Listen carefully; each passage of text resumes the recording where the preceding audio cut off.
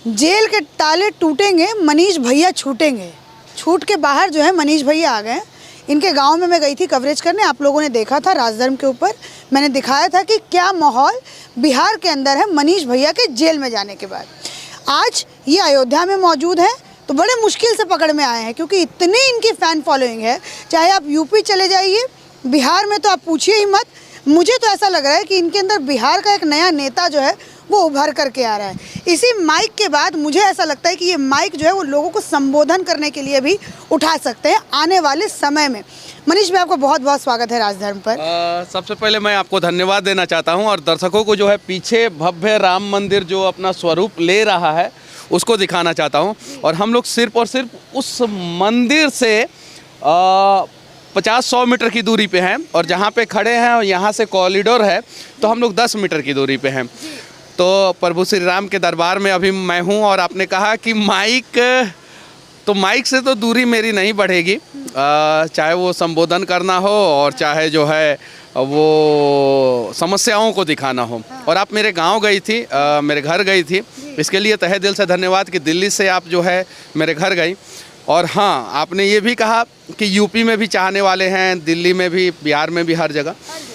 वो सिर्फ और सिर्फ आप लोगों के वजह से हुआ। जब मैं जेल में था तो आप लोगों ने सच को दिखाना छोड़ा नहीं। अगर आप लोग सच को दिखाना छोड़ दी होती तो शायद जो है जेल के बाहर से जब मनीष कश्यप निकलता तो वो एक जो भी है वो बन के नहीं निकलता जो वर्तमान समय में है। जेल के बाहर निकलता तो लोग समझते हैं कि मनीष कश्यप अपराधी है। तो सच्चाई के साथ आप लोग खड़े रहे, और वो भी तन मन धन से, निस्वार्थ भाव से। इसके लिए तहे दिल से धन्यवाद। ये तो हमारा कर्तव्य है, क्योंकि जब एक पत्रकार पे इस तरीके की बात होती है ना तो मन से एक दिक्कत होती है। मन में आता है कि यार बिहार का आदमी है। आपने पत्रकार की बात बोली। यहाँ पे जो बड़े बड़े लेवल पे बुद्धिजीवी लोग हैं ना, वो जब देश विरोधी पत्रकारों पे अगर कार्रवाई होता है ना तो वो भेड़िया की तरह रोना शुरू कर देते हैं। लेकिन सबको पता है कि मनीष कश्यप निर्दोष है। सबको, जो देश विरोधी लोग हैं उनको भी, जो देश विरोधी गतिविधियां में शामिल रहते हैं उनको भी, और जो राष्ट्रवादी हैं उनको भी। लेकिन दुर्भाग्य इस बात का है कि जो अपने आप को राष्ट्रवादी कहते हैं उन्हें डर लगता है राष्ट्रवादियों का समर्थन करना। लेकिन हाँ, उसी में कुछ राष्ट्रवादी पत्रकार हैं जो नेशनल न्यूज़ में है, डिजिटल पे है, प्रिंट मीडिया में है, उन लोगों ने समर्थन किया।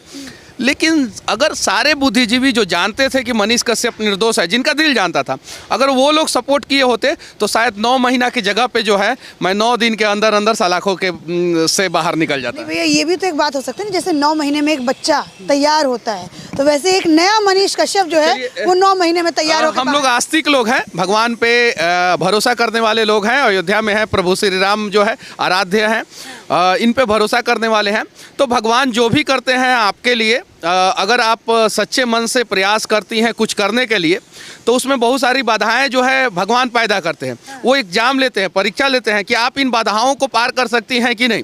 और जब हम उन बाधाओं को पार कर जाते हैं तो भगवान जो है हमारे लिए एक सुंदर सा रास्ता बनाते हैं, जिस रास्ते पे चल के हम लोग मंजिल की तरफ दौड़ पाते हैं। देखिए, मैं जेल के अंदर था 9 महीना, मैं एकदम डिप्रेशन में चला गया था। मैं सोच रहा था कि बाहर निकलूंगा, NSA लगा है, लोग देशद्रोही कहेंगे। लेकिन कमाल की बात यह है कि मैं बाहर निकला और किसी ने मुझे देशद्रोही नहीं कहा, क्योंकि NSA कोर्ट ने खारिज कर दिया, हटाया नहीं, बेल नहीं दिया, एकदम खत्म कर दिया कि यानी ये केस ही गलत था, मनीष कश्यप के ऊपर नहीं लगाया जाना चाहिए। लेकिन अभी भी मैं परेशान हूँ। लोग समझते हैं कि परेशानी दूर हो गई।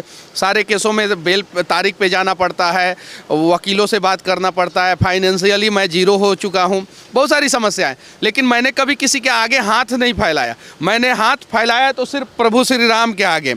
हाँ, ये जो रास्ता दिखाएंगे उस रास्ते पे चलूँगा और चलते ही रहूँगा। चलिए, अब थोड़ा सा, चूंकि अब बिहार में अब वैसे पत्रकार निकल के आए जो अपने बिहार की समस्याओं को बताया है, क्योंकि मैं भी बिहार के रहने वाली हूँ। और जब अपने प्रदेश को देखती हूँ कि इतना पिछड़ा हुआ है हमारा प्रदेश, और जब साथ में यूपी और बिहार को भाई भाई माना जाता है, और यूपी आज यहाँ है तो बिहार यहाँ है। नहीं, 2010 में हम बिहार के लोग कहते थे कि यूपी से तुलना मत करो। हाँ। हमारे यहाँ बिजली, पानी, सड़क जो है सब सही हो रहा है, अस्पतालों का कंडीशन सही हो रहा है, अपराधी जो है जेल के अंदर जा रहे हैं। 2010 की बात है। 2023 में उत्तर प्रदेश के लोग कहते हैं कि हमारा बिहार से तुलना मत करो, हम आगे हैं। जरा सोचिए, नीतीश कुमार जी का वो कार्यकाल 2005 से 2010 के बीच का कमाल का कार्यकाल था, जितनी प्रशंसा की जाए कम है। मतलब कि एक मुख्यमंत्री मिला था जिसने बिहार के लोगों के आंखों में सपने जगा दिया। लेकिन 2010 से 2023 यानी 13 साल के अंदर जो है वो जो 5 साल में जो काम किए थे उसको भी पीछे कर दिए, वो भी बैक गियर में चला गया बिहार। और आज बिहार जो है 40 साल पीछे हो गया। तो समझने की ज़रूरत है हम बिहारियों को कि अगर हम चाहते हैं कि हमारा बिहार भी समृद्ध, संपन्न और खुशहाल बिहार बने, तो हमें प्रभु श्री राम के राम राज से सीखने की ज़रूरत है और सही को सही, गलत को गलत कहने की ज़रूरत है और भ्रष्टाचारियों को समय समय पे सबक सिखाने की ज़रूरत है। सिखाने की ज़रूरत है। मनीष भाई, मैं एक और बात आपसे पूछना चाहूँगी, क्योंकि हम दोनों ही जो है वो पॉलिटिकल बातें करते हैं, फिर उसके बाद कवरेज करते हैं, ग्राउंड स्टोरीज करते हैं। तो मैं ये देख रही हूँ कि जितने भी इंडिया अलायंस है, जितने भी गठबंधन है, वो सबके सब जो है रामलला से दूरी बना रहे हैं। इसमें बिहार के नेता भी हैं। सोचिए, रामलला से वो दूरी नहीं बना रहे हैं, रामलला खुद उनका मति भ्रष्ट कर दे रहे हैं कि तुम भाई मेरे पास मत आओ, तुम लोगों का दिल सही नहीं है, तुम लोग सही नहीं हो, तुम लोगों का नीति और नीयत सही नहीं है, तो तुम मेरे दरबार में आके क्या करोगे। तो उनका मति भ्रष्ट हो जा रहा है और वो अपने आप दूरी बना ले रहे हैं। देखिए, जो राम से दूरी बनाएंगे, राम उनसे दूरी बना लेंगे, और जिनसे राम दूरी बनाएंगे वो कहीं के नहीं रहेंगे। और राम तो मौका दिए हैं कि आप जो है अपना मति सही करके जो है हमारे दरबार में आइए, मत्था टेकिए, हमसे मिल लीजिए। यहाँ पे अयोध्या में आके जो है राम दरबार में जो है मत्था टेक लीजिए। वो लोग अगर नहीं मिलना चाहते हैं तो राम मिलना चाहेंगे तो कहीं भी बुला लेंगे, नीचे अयोध्या में आके नहीं मिलेंगे तो ऊपर बुला लेंगे, यानी उनका पतन हो जाएगा। कहने का मतलब ये है, रावण से बलशाली, धरती पे बलशाली और विद्वान दोनों, बलशाली और विद्वान कोई नहीं हुआ। लेकिन रावण को अपने विद्या का अभिमान था, विद्या का अभिमान था, और राम को अभिमान था सिर्फ अपने लोगों का, अपने लोगों की रक्षा का। रावण बर्बाद हो गया।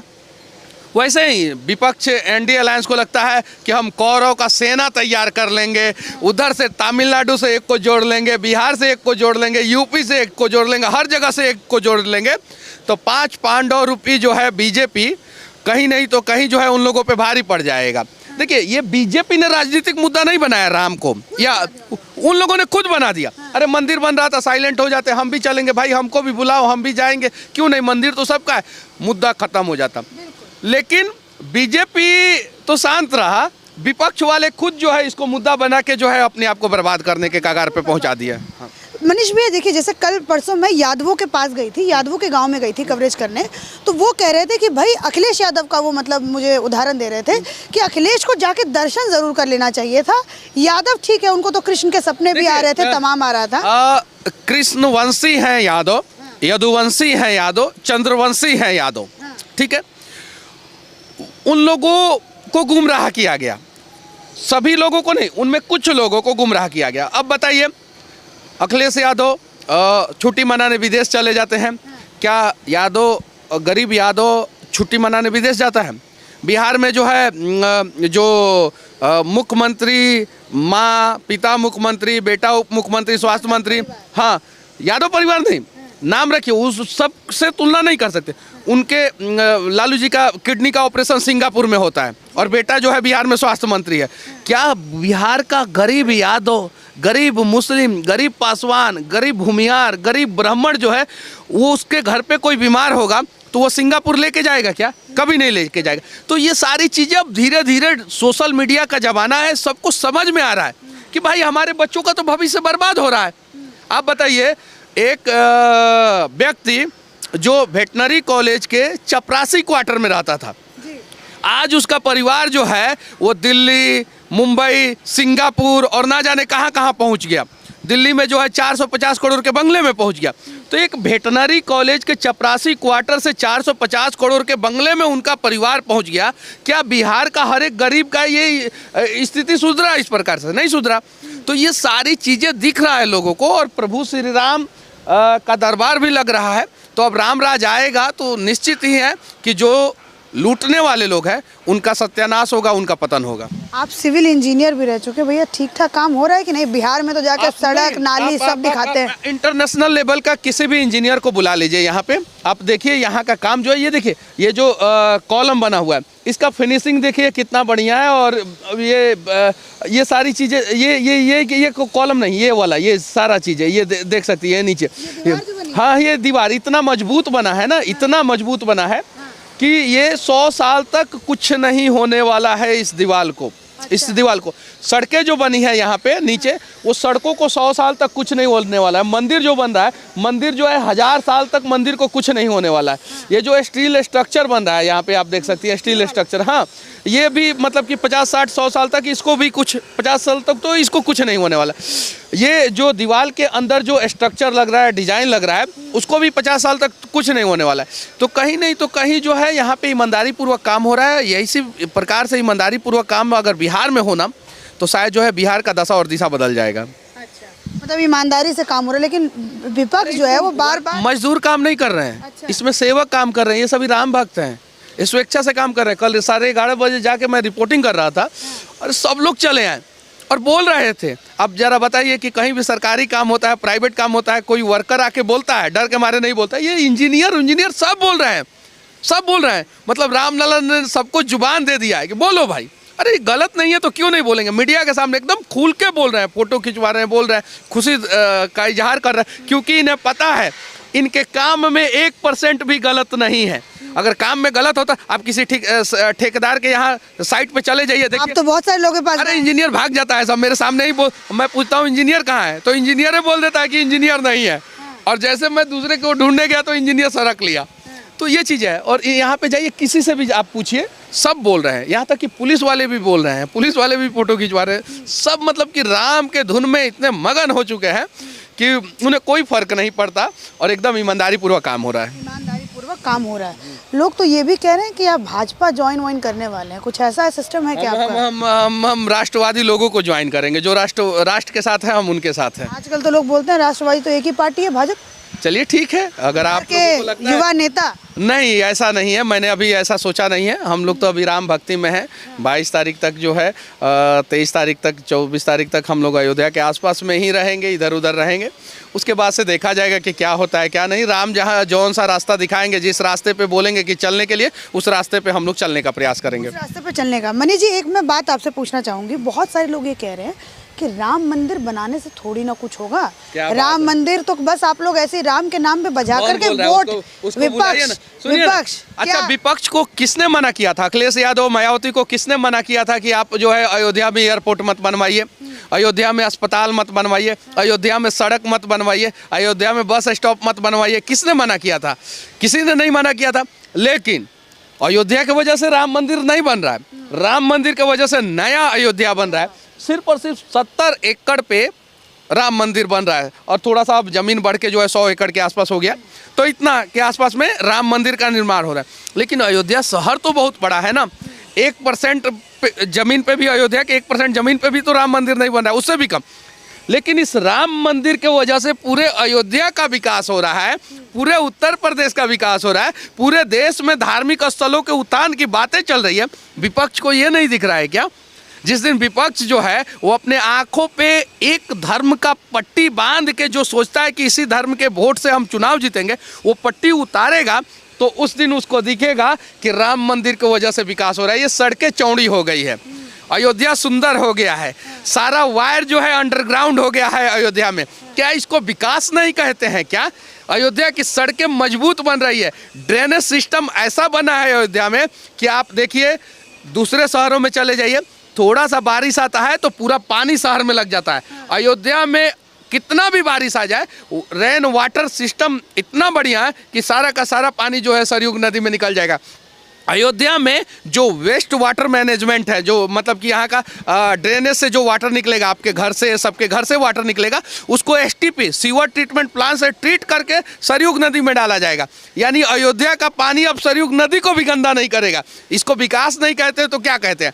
देखिए, विनाश काले विपरीत बुद्धि, विपक्ष को के आंखों पे विनाश नामक एक पट्टी बन गया तो उन्हें जो है सब कुछ जो है गलत दिख रहा है, जो अच्छा हो रहा है, और जो गलत हो रहा है उसके सपोर्ट में खड़े हो जाते हैं। हम लोग सिविल इंजीनियर हैं, हम लोग डेटा पे बात करेंगे, फैक्ट पे बात करेंगे, एक्चुअल डेवलपमेंट पे बात करेंगे।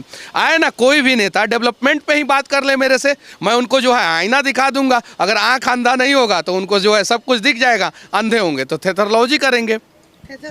हाँ, हमारे बिहार में कुछ ऐसा हो सकता है कि एकदम नहीं? बिल्कुल हो सकता है। हम लोगों का सपना है कि गया को डेवलप किया जाए, हम लोगों का सपना है जो राम जानकी मंदिर को डेवलप किया जाए और इसी तर्ज पे डेवलप किया जाए और इतना ही संपन्न किया जाए। गया भी डेवलप हो सकता है, अंतर्राष्ट्रीय शहर है। भारत में अगर सबसे ज़्यादा विदेशों से किसी एक पर्टिकुलर शहर में लोग जो है धार्मिक स्थल पे घूमने आते हैं तो वो गया जी है, जो ज्ञान और मोक्ष पूरे दुनिया में सिर्फ और सिर्फ इकलौता जगह है जहाँ पे ज्ञान और मोक्ष दोनों की धरती माना जाता है। तो उसको अगर डेवलप करेंगे तो इतना खूबसूरत वो भी बन सकता है। महारानी जानकी का जो मंदिर है उसको डेवलप करेंगे तो इतना खूबसूरत वो भी बन सकता है। बस आखिरी बस आपसे पूछूंगी, अगर आप नेता बनते, मान लीजिए मुख्यमंत्री, क्योंकि मैंने जब मैं बिहार में गई तो मुझे ये कि ललनवा सीएम बनी है ये वाला जो गाना है बड़ा फेमस हो रहा था आपके लिए। मुख्यमंत्री बनते हैं, अगर मान लीजिए राम जी ने आपको मौका दिया, सबसे पहला काम क्या करेंगे? देखिए, इसको आप फिल्मी डायलॉग समझिए या पॉलिटिकल डायलॉग समझिए, मैं किसी माँ के आंखों का आंसू जो है पोंछने का प्रयास करूंगा और किसी भी माँ के आंखों में आंसू नहीं आने दूंगा। अगर उनका बेटा निर्दोष है तो उनके बेटे को फंसने नहीं दूंगा।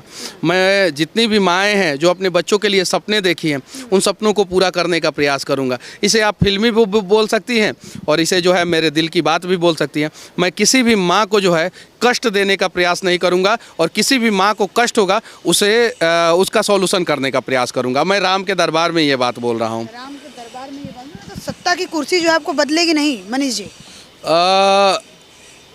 मतलब कि वहाँ तक अभी मैंने नहीं सोचा है।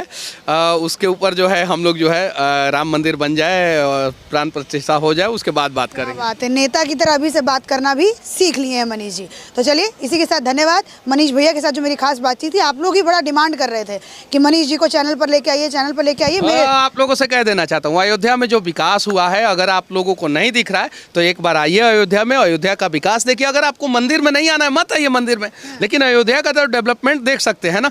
आइए, स्वागत है आपका। और अगर आपके पास टिकट का पैसा नहीं है और किसी भी प्रकार का अगर आपको लगता है कि अयोध्या जाने में हमारा पैसा का बर्बादी है तो टिकट हम लोग कटा देंगे। 1000 ट्रेन का व्यवस्था मोदी जी कर दी है, ट्रेन के टिकट का व्यवस्था हम लोग कर देंगे। आइए, मंदिर मत देखिए, अयोध्या का विकास देख के जाइए। शायद आप संतुष्ट जरूर होंगे कि मंदिर की वजह से विकास होता है। चलिए इसी के साथ जय श्री राम, धन्यवाद।